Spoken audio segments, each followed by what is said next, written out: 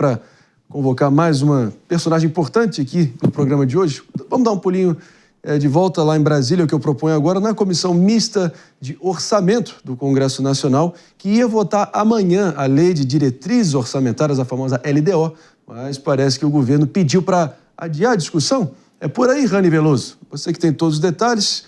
Muito bom dia, obrigado pela presença. Conta aqui pra gente, por favor. Bom dia, André Marinho, por nada. Bom dia a todos que nos acompanham ao vivo, direto de Brasília.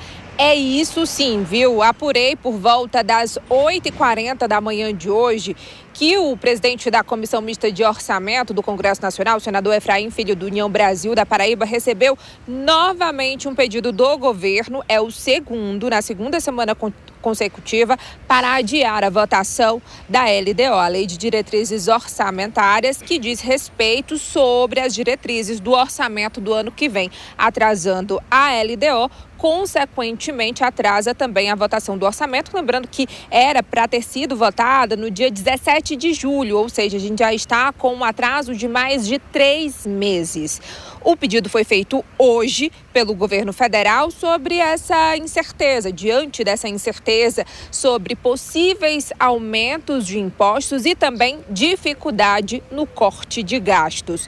O presidente da CMO também me confirmou que coloca em risco essa votação do orçamento de 2026 e a decisão é ruim para o governo, para o Congresso e também para o país. Começar possivelmente o próximo ano no vermelho é uma dificuldade que, inclusive, o governo sabe como é, porque enfrentou neste ano. A gente lembra que na semana passada, na quinta-feira, também estava prevista em reunião da CMO a votação da LDO, mas no dia foi o próprio presidente do Congresso Nacional, Davi Alcolumbre, que atendeu o pedido do governo e fez um apelo ao senador Efraim Filho para remarcar essa votação, que ficou previamente agendada para amanhã, depois da reunião de líderes. Mas depois daquela derrubada da medida provisória 1303, que era uma alternativa de compensação das fontes de arrecadação do governo, sobretudo em relação àquele recuo em relação ao aumento de imposto sobre operações financeiras, o governo ficou sem saber como iria recompor e reajustar a meta fiscal. Com aquela MP que foi derrubada pela Câmara dos Deputados, essa MP do IOF, a MP 1303, o governo previa arrecadar neste ano mais de 7 bilhões de reais e no ano que vem mais de 17 bilhões de reais. Como ela caducou, aí é necessário fazer um reajuste nas contas públicas e o próprio ministro da Fazenda falou sobre a necessidade de encontrar outras fontes de compensação e até falou na semana passada aqui pra gente na Fazenda sobre a possibilidade de corte de mais de 7 bilhões de reais em emendas parlamentares. Então a gente fica por aqui nessa indefinição, lembrando que um dos pontos em discussão nessa LDO, que é apresentada aí o relatório pelo deputado Gervásio Maia, do PSB, também da Paraíba, ou seja, o orçamento, por enquanto, está nas mãos dos parlamentares da Paraíba. Também tem a discussão do calendário para o pagamento das emendas parlamentares. Isso faria com que o governo tivesse a obrigatoriedade de execução do pagamento desses recursos mediante as datas apresentadas. Só nesse ano, mais de 50 bilhões de reais do orçamento foram destinados previamente às emendas parlamentares e até agora o governo pagou pouco mais de 12 bilhões de reais. Volto com vocês. Que beleza. Rani Veloso, diretamente de Brasília, a gente agradece muito as informações. De volta aqui, conexão direta ao estúdio do Morning Show, que segue a todo vapor, também recepcionando de volta os ouvidos atentos de todo mundo sintonizado pela rede Jovem Pan de Rádio. A gente segue aqui repercutindo, pessoal, o pedido do governo para adiar a definição da LDO e de como, patavinas, como é possível a gente não saber como o nosso dinheiro será gasto, a previsão olhando adiante. Mas ainda falando sobre as nossas contas públicas capengas, Mano Ferreira, parece também que os gastos do governo seguem sem controle tanto no Congresso quanto no Planalto. O que eu estou me referindo aqui? Pois é, Marinho, o problema da governança fiscal, de como nós gastamos o dinheiro público, é muito mais profundo. Saiu um levantamento ontem do movimento Orçamento Bem Gasto, uma pesquisa liderada pelo cientista político Marcelo Issa, levantou todos os projetos que tramitaram no Congresso Nacional entre 2011 e 2025, que tinham algum tipo de impacto orçamentário, ou seja, que implicavam aumento ou mudança na dinâmica de gastos públicos. E veja só, foram 496 projetos. Desses, apenas 104 tinham, junto da sua tramitação, um estudo de impacto financeiro. Isso quer dizer que apenas 21% dos projetos que tramitam, que modificam a estrutura de gasto público no Brasil, tem algum tipo de estudo sobre qual vai ser o impacto disso de forma mais ampla. Ou seja, 8 a cada 10 projetos que mudam a dinâmica de gasto não tem estudo. Os deputados e senadores votam sem saber de verdade qual será o impacto daquilo e, mais importante, como aquela conta vai ser paga. Isso acaba se acumulando de uma forma completamente ingovernável e, obviamente, violando a lei, porque a lei de responsabilidade fiscal, desde lá atrás, no governo Fernando Henrique, criava a obrigatoriedade de que qualquer mudança na dinâmica de gasto precisava ser acompanhada de um estudo sobre o impacto e sobre a origem do recurso. Para poder gastar, tem que dizer, afinal de contas, de onde vem o dinheiro. O problema é muito mais embaixo. É isso, meus queridos. A lei de responsabilidade fiscal que vem lá de trás, mas parece ser uma ficção ou um incômodo, né?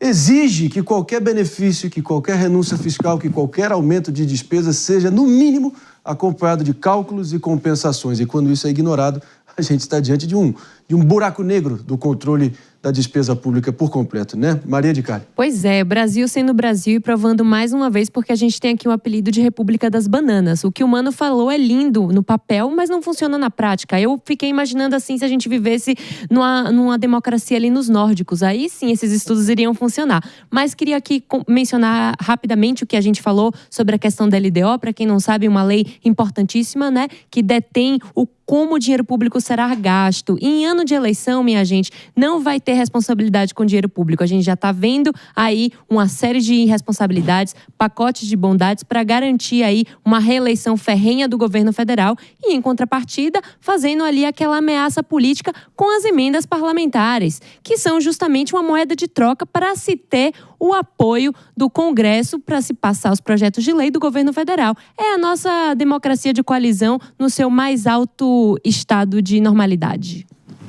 Meus amigos, não dá para continuar aplaudindo essa encenação toda e a gente sendo tapeado, né, meu amigo? Dinheiro público é dinheiro que tem que ir para a estrada, para asfalto, para o hospital, para a escola. E se a gente não souber para onde está indo, é porque realmente a gente não tem menor controle. E lembrando, pessoal, esse é o seu dinheiro, nosso dinheiro é o da Jess, do David, da Maria, do Mano, seu, meu, de todo mundo. Vamos aqui com a Jess, breve comentário, a gente segue adiante. A Jess, ela não tá feliz do jeito que tá sendo gasto, assim, a minha parcela de contribuição aí.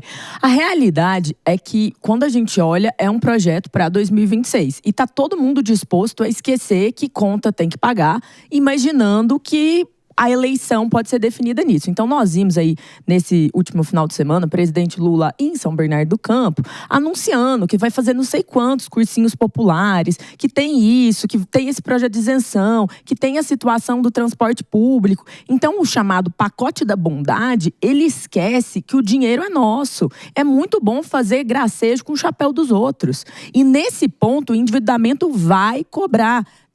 Claro que em 2027 o Brasil terá um problema fiscal dos mais graves. Não que a gente não tenha, mas dos mais graves em termos de endividamento. E se todo mundo estiver disposto a deixar acontecer só para 2026, pensando em eleição, solta emenda, solta isso, solta tudo, quem paga a conta no final do dia é como o prejuízo de 20 bilhões dos Correios. Somos nós, é o nosso dinheiro. É o dinheiro que devia estar indo para segurança, para saúde, para educação. E está sendo utilizado numa máquina de um Estado que parece que nunca esquece, nunca para de fazer campanha eleitoral. É um sequestro do Estado voltado para essa lógica de populismo barato que só prejudica, atrasa e afasta investimento do nosso país. E deixa eu falar só uma coisa aqui. O Estado, o governo, não gera economia. O governo não tem que ter empresas, não tem que ter nada. Tem que, justamente o que a Jess falou, investir no que é certo e na população para conseguir aí a autonomia da população e deixar com que o brasileiro também possa ser livre para empreender, porque não adianta de nada ter esse rombo aí no orçamento. A gente sabe que o déficit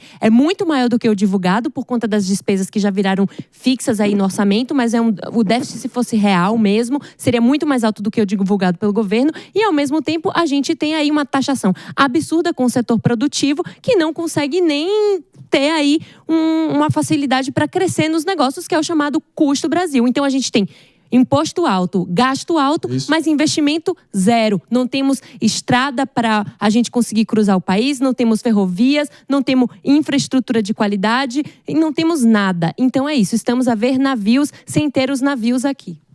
São projetos aí que brotam do nada, né, com o mínimo de previsibilidade, aparecem como promessa de campanha, né, mas disfarçado de política pública. E, claro, o político tentando usar o seu dinheiro em benefício próprio e o Tesouro Brasileiro sendo o otário da vez, sempre, né? Sempre. Tá virando uma tendência, né, Marinho? Porque tá virando uma tendência, porque o orçamento desse ano foi aprovado no próprio ano. Então a gente tem que se lembrar disso, né? Foi março ou abril, não me recordo a data.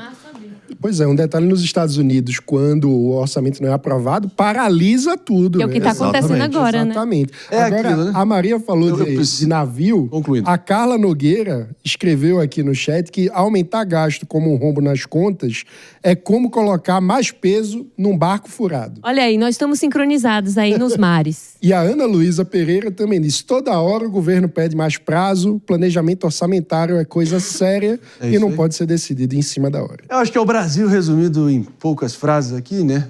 O gasto é sempre público, mas a responsabilidade aí não é de ninguém. Aí todo mundo se esquiva, né? É brincadeira.